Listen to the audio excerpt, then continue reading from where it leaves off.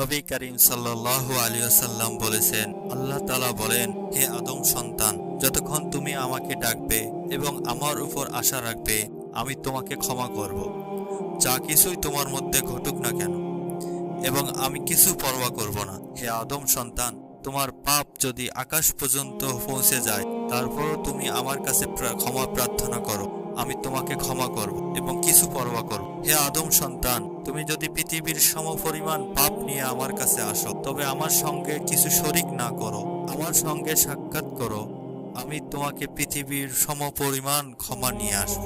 এই হাদিসটি আল্লাহর অসীম ক্ষমা এবং অনুতাপ করলে তিনি ক্ষমা করতে প্রস্তুত, যতক্ষণ না কেউ তার সাথে শরিক করবে। আল্লাহ তাআলা আমাদের সবাইকে মাফ করে দিক। আমিন, আমিন, আমিন।